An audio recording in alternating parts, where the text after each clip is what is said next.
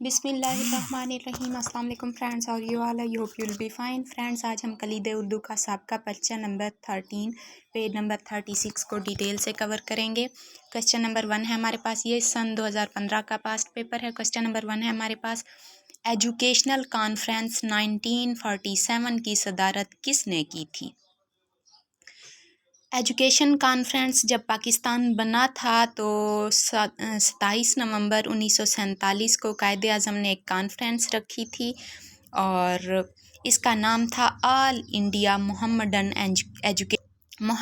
Educational conference, जो कि जिसका आगाज़ किया था सर सैयद अहमद ख़ान ने, और ये स्टार्ट की थी इन्होंने 27 दिसंबर 1886 को। उसी की निस्बत से पाकिस्तान की पहली कॉन्फ्रेंस का नाम all India Mohammedan educational conference रखा गया था और ये 27 नवंबर 1947 को इसके कायदे आज़म के हुक्म पर कायम की गई थी और इसकी सदारत की थी फजलुर रहमान ने।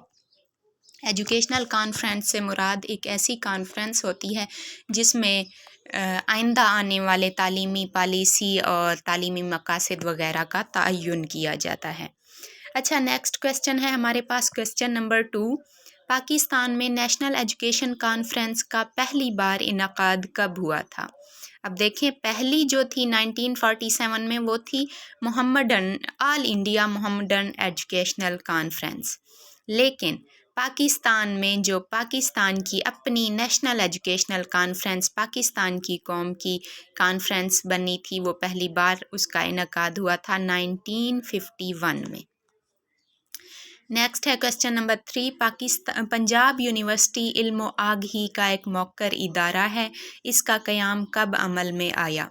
पंजाब यूनिवर्सिटी जो कि लाहौर में वाक़ है, ये 1882 में कायम हुई थी और इसका पहला कैंपस था जो लाहौर में कायम है 1882 में।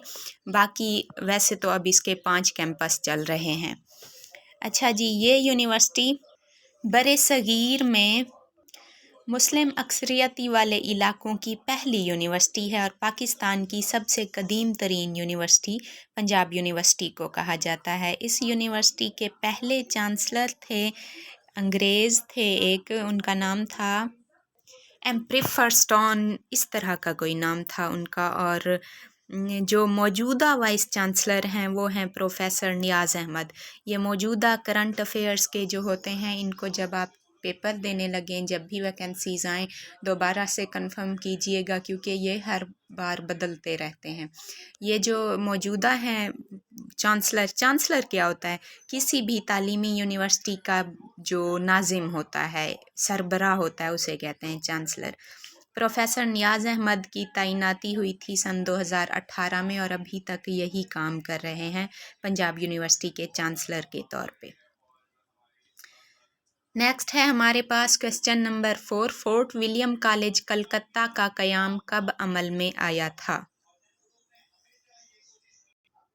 1998 में लॉर्ड विल्ज़ली आए थे इंग्लिस्तान से, इंग्लैंड से आए थे ये 1998 में हिंदुस्तान, और ये ईस्ट इंडिया कंपनी के गवर्नर के तौर पे आए थे। ईस्ट इंडिया कंपनी का दौर था ना उस वक्त हिंदुस्तान में, तब ये आए थे और इन्होंने जब हिंदुस्तान का मुआयना किया था और ईस्ट इंडिया कंपनी के तमाम अमूर को देखा था, तब इन्होंने सोचा था कि अंग्रेज़ इंग्लिस्तान से आते हैं ओहदेदारान, वो तब तक ठीक से काम नहीं कर सकते जब तक उन्हें हिंदुस्तान की मकामी ज़ुबान और हिंदुस्तान के तहज़ीब व तमद्दन का मुकम्मल शऊर नहीं होगा। फिर उन्होंने एक फ़ैसला किया था कि एक ऐसा इदारा बनाया जाए हिंदुस्तान में, एक इंग्लिस्तान में बनाया गया था और एक हिंदुस्तान में बनाया गया था। इंग्लिस्तान वाले का नाम अभी मेरे जहन में नहीं है, नेक्स्ट लेक्चर्स में कभी बता दूँगी। वहाँ से इंग्लिस्तान के इदारे से तालीम हासिल करने के बाद हिंदुस्तान में ईस्ट इंडिया कंपनी का मेंबर बन के कैसे रहना है या किसी भी ओहदे पर कैसे काम करना है, वहाँ से ट्रेनिंग लेने के बाद जो भी आएंगे वो एक ऐसा इदारा होना चाहिए, उस इदारे से तालीम हासिल करेंगे, मतलब ट्रेन होंगे, और वो हिंदुस्तान की मकामी ज़ुबान और हिंदुस्तान के लोगों का तर्ज़ معاشرت وغیرہ سیکھیں گے، اس کے بعد امتحان پاس کرنے کے بعد اڑیسہ، بنگال یا کسی بھی عہدے پر کلکتہ وغیرہ جو اہم ریاستیں تھیں ایسٹ انڈیا کمپنی کے انڈر کام کر رہی تھیں، ان میں سے کسی بھی اہم عہدے پر فائز ہونے سے پہلے انہیں پاکستان کی جو معاشرت ہے اس کا، تہذیب و معاشرت کا اور مقامی زبانوں کا ٹیسٹ پاس کرنا ہوگا۔ یہ فیصلہ کیا تھا لارڈ ویلزلی نے، اور انہوں نے اس وقت چونکہ گلکرسٹ تھے ماہر اردو زبان کے، کافی ماہر تھے، اس لیے 1999 میں انہیں 1799 میں گلکرسٹ کے انڈر ایک ادارہ قائم کیا گیا تھا جس کے سربراہ تھے لارڈ ویلزلی، اور اس ادارے کا تعلیمی ادارہ تھا ایک، اس کا نام تھا مدرسہ اورینٹل سیمینری مدرسہ تھا ایک، اور گلکرسٹ اس کے بانی تھے۔ گلکرسٹ کی سربراہی میں قائم ہوا تھا اور اسے وہ چلا رہے تھے، اور 1 سال بعد 1800 میں اسی مدرسے کو فورٹ ولیم کالج کا نام دے دیا گیا تھا۔ 10 جولائی 1800 کو فورٹ ولیم کالج قائم کیا گیا تھا۔ A option is the correct answer. Fort William college کے شعبہ ہندوستانی کے، یعنی کہ اردو کا پرانا نام ہندوستانی تھا نا، شعبہ ہندوستانی کے پہلے پرنسپل کون تھے؟ جان گلکرسٹ۔ ویسے تو اس پہ بہت زیادہ سوالات ہیں، لیکن ہر سوال کو تھوڑا تھوڑا ڈیفائن کرتی جا رہی ہوں، کیونکہ اتنا اگر میں لیکچر شیئر کرنے بیٹھ جاؤں تو 3 گھنٹے پہ 4 گھنٹے پہ چلا جائے گا۔ اتنی لمبی ویڈیو بھی ریکارڈ نہیں ہونی مجھ سے، کیونکہ میرے پاس اتنا ٹائم نہیں ہوتا اور آپ بھی بور ہو جائیں گے، اس لیے تھوڑا تھوڑا ہر لیکچر میں سمجھاتی آ رہی ہوں۔ اچھا، نیکسٹ کویسچن ہے ہمارے پاس، کویسچن نمبر 5۔ پہل شروع میں تعلیمی اداروں کی انسپیکشن کا طریقہ کار کہاں اپنایا گیا تھا؟ انسپیکشن یعنی معائنہ کرنا، جانچ پرکھ کرنا۔ برطانیہ میں شروع میں تعلیمی اداروں کا معائنہ کرنے کا طریقہ کار اپنایا گیا تھا۔ نیکسٹ ہے question number 6۔ Directorate of staff development DSD، جس کا ایبریویشن ہے ڈائریکٹوریٹ آف اسٹاف ڈیولپمنٹ، کا کام کیا ہے؟ اسٹاف کو ٹریننگ دینا۔ نیکسٹ ہے ماہر مضمون میں کیا قابلیت ہونی چاہیے؟ یہ تو کل وائس نوٹ میں نے ڈیٹیل سے سمجھایا تھا، کل والے ٹیسٹ کی کیز میں۔ نیکسٹ ہے پنجاب میں اسکول ایجوکیشن کس کی ذمہ داری ہے؟ یاد رہے کہ ہمارے ملک میں، پاکستان میں، اسکول ایجوکیشن کی ذمہ داری صوبوں پر ہے، اور صوبوں میں پھر ضلعوں پر ہے۔ جیسے ایک ہوتا ہے ڈائریکٹر کسی بھی ادارے کا، پھر اس کے انڈر ہوتا ہے پرنسپل، پھر پرنسپل کے انڈر ہوتا ہے وائس پرنسپل، اسی طرح پورے پاکستان کی جو اسکول ایجوکیشن ہے کی ریسپانسبلٹی ہے وہ ہر صوبے کی ہے، اور ہر صوبہ پھر ہر ضلع کو یہ کام سونپ دیتا ہے۔ پاکستان میں ہائر سیکنڈری اسکول سسٹم کا نفاذ کب عمل میں آیا؟ سیکنڈری اسکول سسٹم ہوتا ہے high school, secondary 9th 10th کی کلاسز، اور ہائر سیکنڈری ہوتے ہیں فرسٹ ایئر اور سیکنڈ ایئر کی کلاسز کا پاکستان میں نفاذ ہوا، یعنی یہ رواج پڑی کب؟ 1986 یا 87 میں۔ نیکسٹ ہے کویسچن، طلبہ اپنا زیادہ تر وقت گزارنا پسند کرتے ہیں اپنے ہم جولیوں یعنی ہم عمر ساتھیوں کے ساتھ۔ پاکستان میں سیکنڈری ایجوکیشن کا آغاز 9ویں درجے سے ہوتا ہے۔ یہ 2 سال پر محیط ہے۔ 9th اور 10th 9واں درجہ اور 10واں درجہ، 9th اور 10th سیکنڈری ایجوکیشن، اور ہائر سیکنڈری ایجوکیشن ابھی بھی میں نے بتایا ہے فرسٹ ایئر اور سیکنڈ ایئر۔ ہمارے ملک میں تعلیم کے جملہ امور کی ذمہ داری صوبائی حکومت پر ہے، ہمارے ملک میں، اور اگر پنجاب میں آ جائے تو وہ ضلعی حکومت پر ہوگی۔ اچھا، نیکسٹ کویسچن ہے کویسچن نمبر 13۔ طلبہ کی شخصیت سازی میں کس امر کو یعنی کس کام کو زیادہ ترجیح دی جاتی ہے؟ ہم نصابی سرگرمیوں کو۔ ہم نصابی سرگرمیاں کون سی ہوتی ہیں؟ وہ جو نصاب کا تو حصہ ہوتی ہیں لیکن درسی کتب کا حصہ نہیں ہوتی، کتابوں کا حصہ نہیں ہوتی۔ ایکسٹرا ایکٹیویٹیز جو ہوتی ہیں، جیسے کھیل اور بزم ادب کی سرگرمیاں، پروگرام وغیرہ، مقابلے، یہ جو کلاسز میں، اسکولوں میں، کالجز لیول پہ کروائے جاتے ہیں، یہ ہوتی ہیں ہم نصابی سرگرمیاں۔ Question number 14. Efficiency and disciplinary rules के मुताबिक कौन सी सज़ा कम तरीन है? सबसे कम तरीन सज़ा होती है वार्निंग जारी करना कुछ नहीं, वार्निंग दे देना कि मैं ऐसे कर दूंगा या कर दूंगी। नेक्स्ट है क्वेश्चन 15। हिस्से बसारत सेंस ऑफ सीइंग देखने की हिस्स के ज़रिए इल्म का हिसूल किस कदर मुमकिन है? 75%। जो चीज़ हम देख लेते हैं वो हमें कभी नहीं भूलती। मिसाल के तौर पे हमने पढ़ा इस्लामाबाद एक कार हादसे में 26 दिसंबर 1994 में परवीन शाकिर की डेथ हो जाती है। ये हमने पढ़ा, इसे हम बार बार पढ़ते हैं तो ये हमें याद रह जाता है, लेकिन वो लोग जिन्होंने अपनी आँखों से देखा था कि परवीन शाकिर की डेथ कैसे हुई है, उन्हें ये कभी नहीं भूलेगा। देखने से सेंस ऑफ सीइंग हिस्से बसारत के ज़रिए इल्म का हुसूल 75% होता है। 75% इसलिए कि उन्हें ये तो याद रह जाएगा परवीन शाकिर की वफ़ात किस जगह और कहाँ कैसे हुई थी। कार एक्सीडेंट से हुई थी, इस्लामाबाद में हुई थी, किस रोड पे हुई थी, लेकिन उन्हें एग्जैक्ट डेट भूल जाएगी। टाइम भी याद रह जाएगा, एग्जैक्ट डेट भूल जाएगी, इसलिए 75% कहेंगे। नेक्स्ट है क्वेश्चन नंबर 16। स्कूल की बज़्म अदब की सरगर्मियों का शुमार किस में होता है? हम निसाबी सरगर्मियों में। नेक्स्ट है तदरीस उर्दू। तदरीस यानी दर्स देना, पढ़ाना। उर्दू पढ़ाने के लिए मौसर तरीन तरीक़ाकार कौन सा है? लेक्चर और मुशाहिदा। पाकिस्तान में उर्दू ज़ुबान के लिए बिलअमूम कौन सा रस्मुल ख़त पसंद और इस्तेमाल किया जाता है? रस्मुल ख़त क्या होता है? ज़बान को तहरीर में लाने का अंदाज़, तरकीब या तरीक़ा।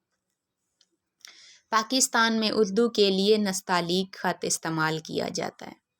Question number 19। किस मुल्क के वज़ीर आज़म ने कहा था हम गूंगे नहीं हैं, अपनी ज़ुबान रखते हैं, सो हम इसी में गुफ्तगू करेंगे? ये कहा था चीन के वज़ीर आज़म ने। नेक्स्ट है क्वेश्चन नंबर 20। इनमें से कौन सा तसव्वुर तदरीसी मामलात में शुमार नहीं होता? मामिन यानी मददगार। तदरीसी मामलात वो चीज़ें जो तदरीस में पढ़ाने के अमल में मददगार साबित होती हैं, जैसे तख्ता स्याह, white board, board marker, audio tap, multimedia, computers वगैरह। पढ़ाने के अमल में जो जो चीज़ें LED, LCD वगैरह जो चीज़ें मददगार साबित होती हैं सबक को आसान करके बच्चों को पेश करने के लिए, जिन चीज़ों का सहारा लिया जाता है वो होती हैं तदरीसी मामलात। तदरीसी मामलात की मज़ीद 2 अक़साम हैं। समई मामलात, समात से मुतालिक, सुनने से मुतालिक, जैसे किसी की ऑडियो सुनाना। मिसाल के तौर पे छोटी क्लास के बच्चों को हम कोई राइम ABC सॉन्ग वगैरह सिखाना चाह रहे हैं और हम चाहते हैं कि बच्चे इंटरेस्टिंग समझ के उसे याद करें रट्टा लगाने की बजाय, तो हम ABC सॉन्ग म्यूज़िक वाली कोई राइम सर्च करके वो उसकी ऑडियो चला देंगे। देखेंगे नहीं बच्चे, जस्ट सुनेंगे जिसे। वो होती हैं समी मामलात, समात से मुतालिक, और बसरी बसीरत से मुतालिक, जिन्हें बच्चे देख कर सीखते हैं, जैसे LCD, कंप्यूटर वगैरह पे कोई वीडियो। ये समी और बसरी दोनों होंगी क्योंकि इनमें आवाज़ भी होगी और इन्हें हम देख भी रहे होंगे। अच्छा जी, नेक्स्ट है हमारे पास क्वेश्चन 21। निसाब साजी का ज़िम्मेदार कौन है? निसाब क्या होता है? तालीमी इदारे के अंदर और बाहर होने वाली तमाम तर इल्मी सरगर्मियाँ निसाब कहलाती हैं। अक्सर लोग समझते हैं कि निसाब हमारी किताबें होती हैं, नहीं। निसाब ना सिर्फ किताबें होती हैं बल्कि किताबों को पढ़ाने के लिए जो एक्टिविटीज़ की जाती हैं, चाहे वो तालीमी इदारे के अंदर हों चाहे बाहर हों, तालीम के हुसूल के लिए तमाम सरगर्मियाँ निसाब कहलाती हैं। निसाब साजी, निसाब बनाने का ज़िम्मेदार कौन होता है?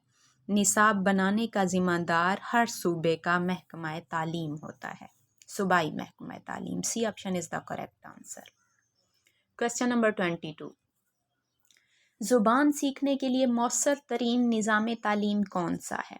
रस्मी निज़ाम तालीम जो कि बाकायदा किसी तालीमी इदारे में जाकर तालीम हासिल की जाती है उसे रस्मी तालीम कहते हैं।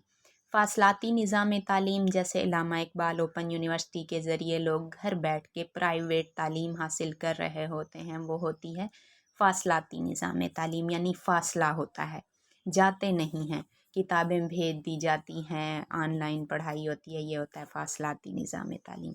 गैर मुनज़्ज़म निज़ाम तालीम जिसका कोई मुनज़्ज़म तरीक़ा कार ना हो, कभी कब पढ़ लिया कभी कब पढ़ लिया, जैसे हम लेक्चरर की तैयारी कर रहे हैं, कभी पढ़ा कभी ना पढ़ा, अपनी मर्ज़ी,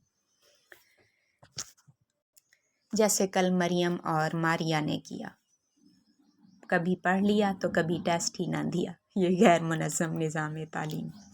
अच्छा, माशरे की रसूम और रिवायात को देख के जो कुछ ऑब्ज़र्व करके सीखना, एक्सपीरियंस से, एक ये तालीम होती है। सो ज़बान सीखने के लिए मौसर तालीम का तरीक़ाकार कौन सा है? रस्मी, A option is the correct answer. Next है 23, निसाब से क्या मुराद है? अभी मैंने बताया तालीमी इदारे के अंदरून और बैरून इल्मी सरगर्मियाँ। क्वेश्चन नंबर 24, क्लास की तदरीस के दौरान यानी क्लास को पढ़ाने के दौरान समी और बसरी मुआवनात के इस्तेमाल से सीखने के अमल में बेहतरी पैदा होती है। समी और बसरी मुआवनात तदरीसी मुआवनात की दो अक़साम। क्वेश्चन नंबर 24, तालीमी निगरानी के जदीद तसव्वुर का मफ़हूम क्या है? असातिज़ा को मौसर तदरीस के लिए रहनुमाई देना यानी ट्रेन करना, यह है तालीमी निगरानी का जदीद तसव्वुर। जब असातिज़ा को ही इल्म नहीं होगा किसी चीज़ का तो बच्चे क्या सीखेंगे? नेक्स्ट है 26, औस पढ़ना मायूसी की हालत, ये एक मुहावरा है।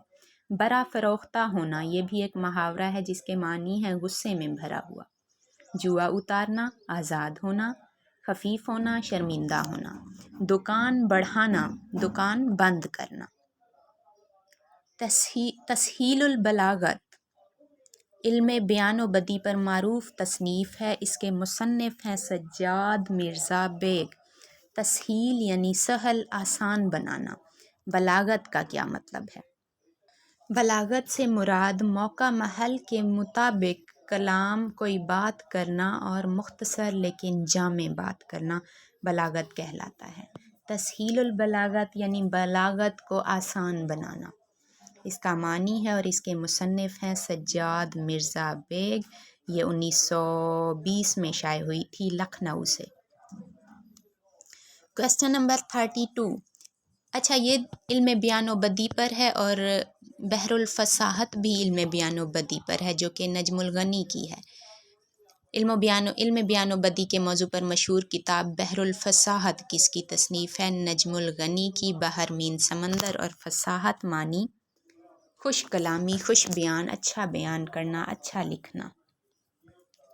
अच्छा जी, नेक्स्ट है, और ये नजमुल गनी की बहरुल फसाहत 1957 में ये भी लखनऊ से शाये हुई थी। क्वेश्चन नंबर 33 है, काया पलट, क्या मतलब है इसका? काया पलट देना, काया होता है शक्ल, सूरत, भेस, हुलिया। काया के मानी है शक्ल, सूरत, भेस, और पलट देना, बदल देना, किसी का हुलिया बदल देना, शक्ल बदल देना, भेस बदल देना, सूरत बदल देना, ये मानी है। और प्यारी दुनिया, ये किसके नावल हैं? ये दोनों नावल हैं अज़ीज़ अहमद के। इसके अलावा एक नावलेट है। नावल और नावलेट में क्या फ़र्क है एक लेक्चर में समझा चुकी हूँ, टेस्ट भी ले चुकी हूँ इसका। नावलेट है एक द मेटामॉर्फोसिस, ये नावलेट है जनाब, किसका नावलेट है? ये एक किसी अंग्रेज़ का नावलेट है, मुझे नाम याद नहीं आ रहा।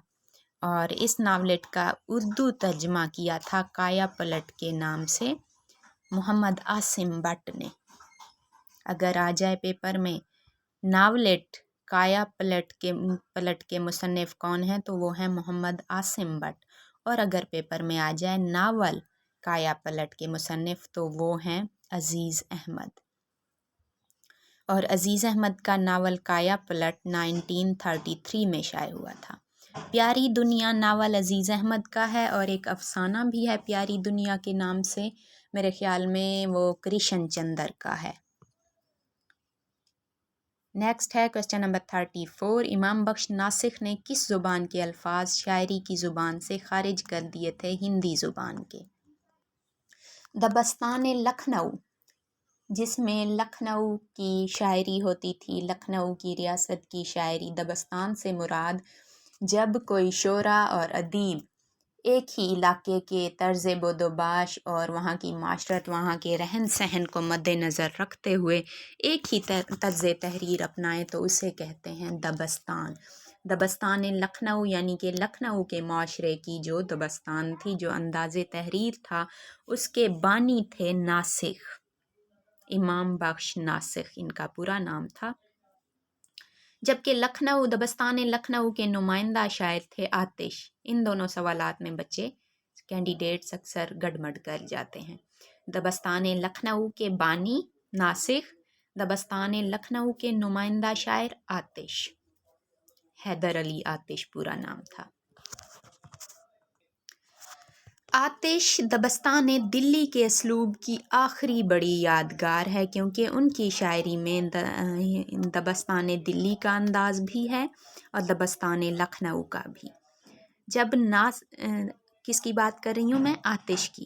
لیکن جب ناسخ نے لکھنؤ کے رنگ میں شاعری کا آغاز کیا تو آتش اور ناسخ کے حامیوں کے دو گروپ بن گئے تھے، ایک ناسخ کے شاگردوں کا اور شاگردوں کا گروپ بن گیا تھا، اور یہی وجہ ہے کہ ناسخ کے شاگرد جب ان سے اردو زبان سیکھنے کی بار بار اصرار کرتے سکھانے کا، تو وہ کہتے تھے کہ اگر زبان سیکھنی ہے تو میر خلیق کے خانوادے میں جاؤ، کیونکہ وہاں 3 اہم اردو دان تھے، میر خلیق، میر انیس اور میر حسن، ایک ہی فیملی کے، اس لیے کہتے تھے۔ ناسخ نے جب دبستان لکھنؤ کا ایک طرز تحریر اپنایا تھا، ایجاد کیا تھا، تو انہوں نے شاعری میں سے ہندی کے الفاظ کو خارج کر دیا تھا۔ نیکسٹ ہے کویسچن نمبر 35، یہ آلریڈی میں نے پڑھایا بھی تھا۔ لازم تھا کہ دیکھو میرا رستہ کوئی دن اور، تنہا گئے کیوں اب رہو تنہا کوئی دن اور۔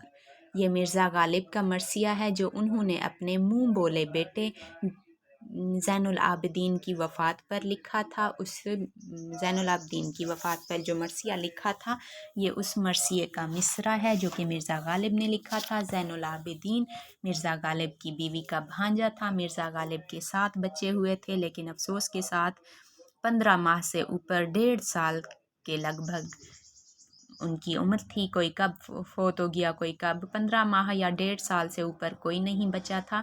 اس لیے مرزا غالب اور ان کی بیوی نے مرزا غالب کی بیوی کے بھانجے زین العابدین کو گود لے لیا تھا۔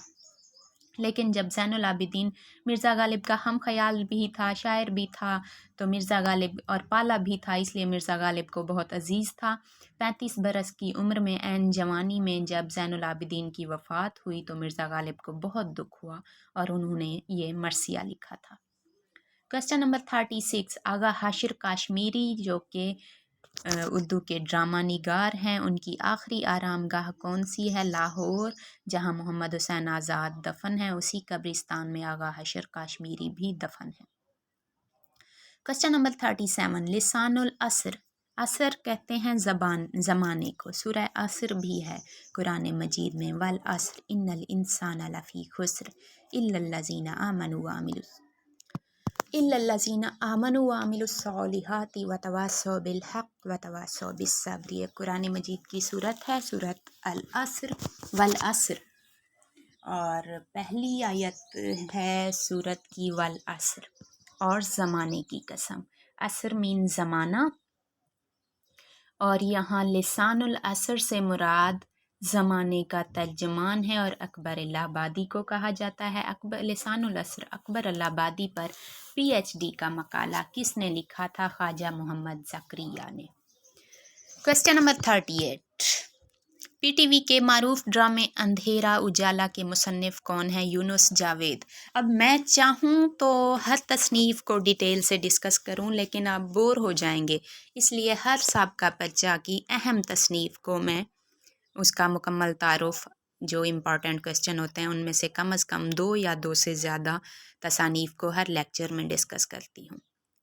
क्वेश्चन नंबर 39 है दस्ते तहे संग, ये शेरी मजमुआ है फैज़ अहमद फैज़ का। D option is the correct answer. Question number 40, मजलिस तरक्की अदब लाहौर के मौजूदा नाजिम कौन है? इनमें से कोई भी ऑप्शन ठीक नहीं है क्योंकि ये पुराना 2015 का पेपर है। इसके मौजूदा नाजिम हैं मंसूर आफाक, और जब आप वैकेंसीज़ आएँ और पेपर देने लगें तब कंफर्म कर लीजिएगा, मे बी ये चेंज हो चुके हों। अच्छा जी, मजलिस तरक्की अदब लाहौर को मैंने डिटेल से बताया था इसके बारे में। मरसिया किस ज़ुबान का लफ्ज़ है? मरसिया अरबी ज़ुबान के लफ्ज़ रसा से निकला है जिसके मानी रोना पीटना के हैं। अदबी इस्तिलाह में मरसिया से मुराद ऐसी सिनफ़े शायरी जिसमें मरने वाले की के गम में रोया जाए और उसकी तारीफ़ों और उसकी खूबियों का ज़िक्र किया जाए। सो इसका क्या ऑप्शन है? मरसिया अरबी ज़ुबान का लफ्ज़ है, यहाँ अरबी नहीं है, तो D option is the correct answer. Next है क्वेश्चन नंबर 42, पाकिस्तान में उर्दू को कौमी और सरकारी और दफ्तरी ज़ुबान के तौर पर नाफिज करने का तारीख साज फ़ैसला हुआ था, और ये सुप्रीम कोर्ट के किस चीफ जस्टिस ने ये फ़ैसला किया था? जस्टिस जवाद एस ख्वाजा ने। 43 पे है, उर्दू लुगत बोर्ड का दफ्तर पाकिस्तान के किस शहर में है? उर्दू लुगत बोर्ड का दफ्तर पाकिस्तान के शहर कराची में है। इल्मी और अदबी इदारा है, लुगत के मानी डिटेल से समझा चुकी हूँ। उर्दू लुगत बोर्ड पाकिस्तान का क़याम 14 जून 1958 में हुआ था। क्वेश्चन नंबर 40, हफ्ते पैकर हफ्ता 7 दिनों पर होता है मुहीत, और हफ्त के मानी 7 के हैं। पैकर मीन जिस्म। हफ्ते पैकर अफसानवी मजमुआ है, यहाँ हफ्ते पैकर से मुराद 7 आसमान है या 7 सितारों का झुरमट। मोस्टली का रिवायात में है कि 7 आसमान मुराद हैं। किसका अफसानवी मजमुआ है? ये है हफ्ते पैकर हफीज़ जालंधरी का अफसानवी मजमुआ, और ये उर्दू ज़ुबान में है। अफसानवी मजमुआ है, याद रख लिया करें, शेरी मजमुआ है, अफसानवी है, नावल है, क्या है? और ये 1959 में शाये हुआ था। क्वेश्चन नंबर 45, तहकीकी ज़ाविये एक यूनिवर्सिटी का एक मैगज़ीन है, किस यूनिवर्सिटी का है ये? अल खैर यूनिवर्सिटी भंबर जो कि आज़ाद कश्मीर में है, उस यूनिवर्सिटी का एक मैगज़ीन है। मैगज़ीन से मुराद मियादी रिसाला, यानी कि ऐसा रिसाला जिसकी मियाद, जिसकी मुद्दत मुतअय्यन हो कि ये 6 माह या 1 साल या 2 साल या 10 साल तक जारी होता रहेगा, जिसकी मियाद मुद्दत का कोई तयन किया गया हो। क्वेश्चन नंबर 46, यानी, लेकिन, गुमान और शायद शेरी मजमुए हैं जून इलिया के, ये ऑलरेडी पढ़ा भी था आपने। माह तमाम परवीन शाकिर की कुलियात है। कुलियात क्या होती हैं? कुल मजमुआ कलाम। क्वेश्चन नंबर 48 है, घुंघरू टूट गए, ये है आप बीती, किसकी है ये? जनाब, ये है कतील शिफाई की आप बीती।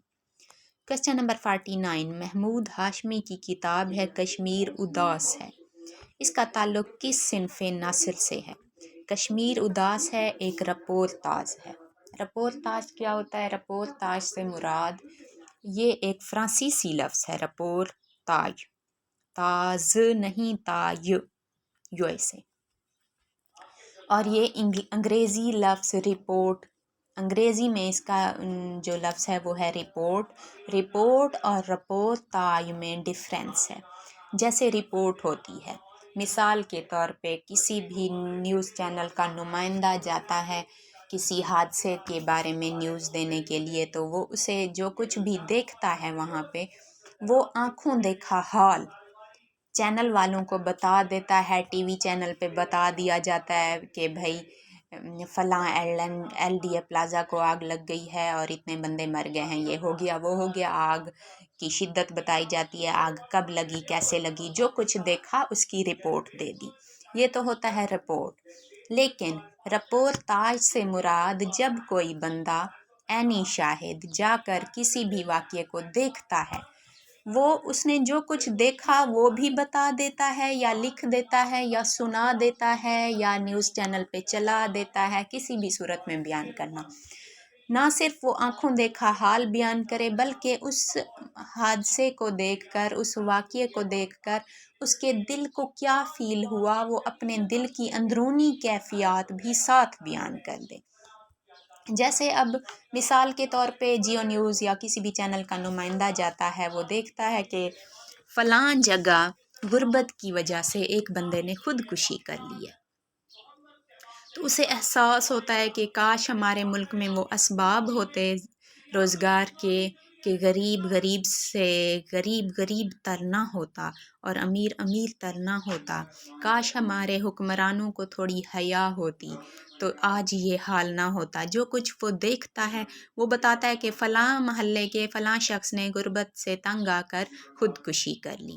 ساتھ وہ یہ بھی بتا دیتا ہے کہ اگر ہمارے ملک میں روزگار کے کوئی مناسب اسباب ہوتے، کوئی ذرائع ہوتے، اگر ہمارے حکمرانوں میں حیا ہوتی، وہ لوٹ کے ملک کو لوٹ کے پیسہ جمع کرنے کی بجائے عوام کے لیے سوچتے تو آج یہ حال نہ ہوتا۔ جو کچھ اس نے آبزرو کیا وہ بھی بتا دیا، اور اس کے دل پر کیا خیالات گزرے ہیں اس نے دل کی کیفیات کو بھی ساتھ بتا دیا۔ یہ ہے رپورتاژ۔ کوسچن نمبر 50، مشہور نعتیہ قصیدہ۔ قصیدہ وہ ہوتا ہے جس میں کسی کی تعریف کی جائے، ایسی صنف شاعری جس میں کسی کی تعریف کی جائے۔ قصیدہ قصد سے نکلا ہے، قصیدہ عربی زبان کے لفظ قصد سے نکلا ہے جس کے معنی ارادہ کرنا کے ہیں، لیکن ادبی اصطلاح میں قصیدہ سے مراد ایسی صنف شاعری جس میں کسی شاعر کسی بھی انسان کی تعریف کی جائے۔ قصیدہ کے 5 ارکان ہوتے ہیں، اجزاء ہوتے ہیں: تشبیب، گریز، مدح، حسن طلب اور دعا، اور ان کو آپ لوگ ڈیٹیل سے پڑھ چکے ہیں جب میں نے قصیدہ، رباعی، گیت یہ سارے پڑھائے تھے تب۔ مشہور نعتیہ قصیدہ ہے، نعتیہ قصیدہ یعنی جس میں حضرت محمد صلی اللہ علیہ وسلم کی تعریف کی گئی ہو۔ اس کے شاعر کون ہیں؟ محسن کاکوروی۔ 51 پہ ہے دشت سوز، ایک ناول ہے اور یہ جمیلہ ہاشمی کا بہت ہی مشہور ناول ہے۔ دشت سوز، دشت کہتے ہیں صحرا بیاباں کو، اور سوز کہتے ہیں ایسی مچھلی جو پانی میں تیرتی ہو، پانی میں رہتی ہو، اس کے تیرنے کے لیے پروں کی بجائے رینگنے کی ٹانگیں ہوتی ہیں، جیسے مگرمچھ کی شکل کی مچھلی یونس جیسے تھی، ایسی بڑی مچھلی اسے کہتے ہیں۔ اور کچھ لوگوں کا کہنا ہے کہ دشت میں رہنے والے جنگلی جانوروں کو بھی سوس کہتے ہیں،